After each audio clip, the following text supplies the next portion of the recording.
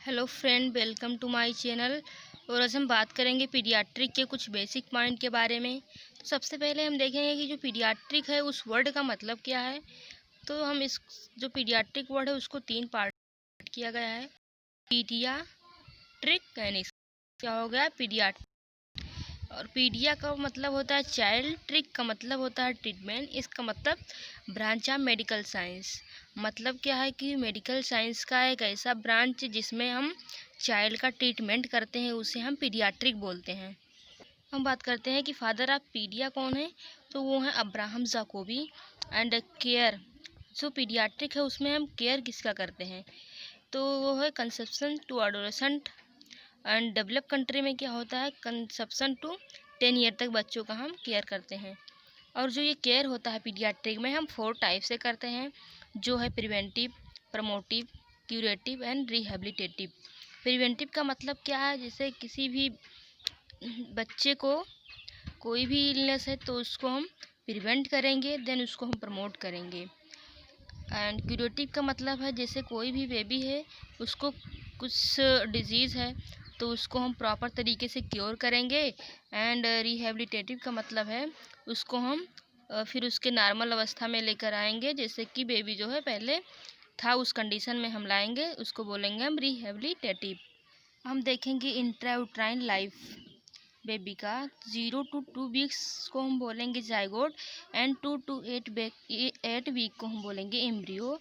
And 8 to 40 week को बोलेंगे foetus. और एक्स्ट्रा यूट्राइन लाइफ में देखेंगे तो अप टू 1 मंथ, मतलब 1 मंथ तक के बच्चों को हम न्यू नेट बोलते हैं। बट जो न्यू नेट होता है वो 2 टाइप का होता है, एक होता है अर्ली न्यू नेट, एक होता है लेट न्यू नेट। जो अर्ली न्यू नेट होता है वो बर्थ टू 7 डेज, मतलब हम जन्म से लेकर 7 दिन तक के जो बच्चे होते हैं उनको हम अर्ली न्यूनेट बोलते हैं। और लेट न्यूनेट वो होता है 7 to 28 डेज, मतलब जो 7 से 28 दिन के बच्चे होते हैं उनको हम लेट न्यूनेट बोलते हैं। एंड 1 मंथ to 1 ईयर तक के बच्चों को हम इन्फेंट बोलेंगे। एंड 1 to 3 ईयर के बच्चों को हम टोडलर बोलेंगे। 3 to 6 ईयर के जो बच्चे होते हैं उनको हम प्री स्कूलर बोलेंगे। एंड 6 to 12 ईयर के जो बच्चे होते हैं हम उनको स्कूल गोइंग बोलेंगे। एंड 12 to 18 ईयर के जो बच्चे होते हैं उनको हम एडोलेसेंट बोलेंगे। और अब हम बात करते हैं हेल्दी न्यूबॉर्न बेबी की, कि जो हेल्दी न्यूबॉर्न बेबी होता है उसको हम कैसे आइडेंटिफाई कर पाएंगे कि वो एक हेल्दी न्यूबॉर्न है। मतलब जैसे कि डिलीवर्ड इन 37 to 42 वीक्स, मतलब जो हेल्दी न्यूबॉर्न बेबी होता है वो 37 से 42 वीक के बीच में होता है, तो उसको हम हेल्दी न्यूबॉर्न बेबी बोलेंगे। And respiration start with in 30 second, जो मतलब हेल्दी न्यूबॉर्न बेबी होता है उनमें जो रेस्पिरेशन होता है 30 सेकेंड में या 90 सेकेंड में स्टार्ट हो जाता है। Delivery without any abnormality with normal parameters and vital statics, जो मतलब एक हेल्दी न्यूबॉर्न बेबी होता है उसकी डिलीवरी जो होती है बिना कोई एबनॉर्मलिटी की होती है, उसके जो पैरामीटर यानी वाइटल स्टैटिक्स हैं वो भी नॉर्मल होते हैं। एंड अगर हम वेट देखेंगे न्यूबॉर्न बेबी का तो वो 2.5 to 3.5 kg होता है। बट अगर हम एवरेज देखेंगे तो 2.9 kg होता है। और हाइट देखेंगे अगर हम न्यूबॉर्न बेबी का तो 45 to 55 सेंटीमीटर होता है। और एवरेज अगर हम देखेंगे तो 50 सेंटीमीटर होता है। अब आता है नेक्स्ट पॉइंट, हेड सरकमफ्रेंस।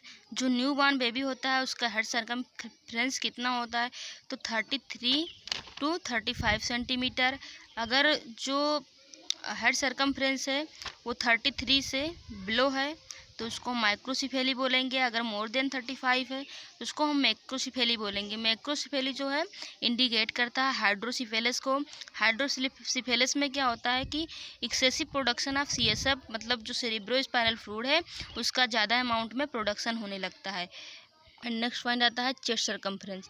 जो न्यूबॉर्न बेबी होता है उसका जो चेस्ट का सरकमफ्रेंस होता है 32 to 33 सेंटीमीटर होता है। Chest circumference increase indicate deficiency या विटामिन डी। अगर जो बेबी का चेस्ट सरकमफ्रेंस है वो 33 सेंटीमीटर से अगर ज़्यादा है तो इंडिकेट करता है कि बेबी जो है उसको विटामिन डी की डिफिशियंसी है। Head and chest circumference at 1 year of age 45 centimetre. मतलब क्या है कि जो हेड और चेस्ट सरकमफ्रेंस होता है न्यूबॉर्न बेबी का, वो एक जो ईयर होता है उसमें 45 सेंटीमीटर का हो जाता है। मतलब दोनों जो है 1 साल में इक्वल हो जाता है, हेड और चेस्ट सरकमफ्रेंस। और मिड आर्म सरकमफ्रेंस देखेंगे तो वो होता है 11 to 12 सेंटीमीटर। और हम इस मिड आर्म जो सरकमफ्रेंस होता है बेबी का do check nutritional status of newborn. मतलब जो न्यूबॉर्न बेबी होता है उसके हम न्यूट्रिशनल स्टेटस को चेक करने के लिए मिड आर्म सरकमफ्रेंस मेजरमेंट करते हैं, जो कि हम साइकिल टेप से करते हैं। और हम ये मेजरमेंट कैसे करते हैं, तो जो एक्रोमियन प्रोसेस होता है वहाँ पर साइकिल टेप रखते हैं, फिर उसके बाद में जो अल्नर बॉन है उसके अपर पार्ट में रखते हैं, और हम इस तरह से मिड आर्म जो सरकमफ्रेंस है मेजरमेंट करते हैं। और हम देखेंगे वाइटल स्टैटिक्स जो है न्यूबॉर्न बेबी का, तो सबसे पहले हम देखेंगे हार्ट रेट, जो कि 120 to 160 बीट पर मिनट होता है। और रेस्टिंग कंडीशन में 120 to 160 बीट पर मिनट होता है। अगर बेबी क्राई कर रहा है या एक्टिव है तो 180 ब्रीथ पर मिनट होता है। और स्लीपिंग कंडीशन में अगर तो 80 to 100 बीट पर मिनट होता है।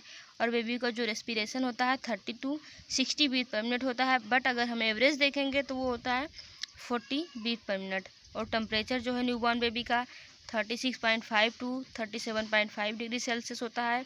और ब्लड प्रेशर जो है 60/40 mmHg। सो फ्रेंड, आज का जो अपना टॉपिक था पीडियाट्रिक के कुछ बेसिक पॉइंट पर वो फिनिश हुआ। आई होप कि मेरा वीडियो आपको समझ में आया होगा। अगर जो मेरा वीडियो समझ में आया है तो प्लीज़ चैनल को सब्सक्राइब कीजिए, लाइक कीजिए एंड शेयर कीजिए। Thank you friend.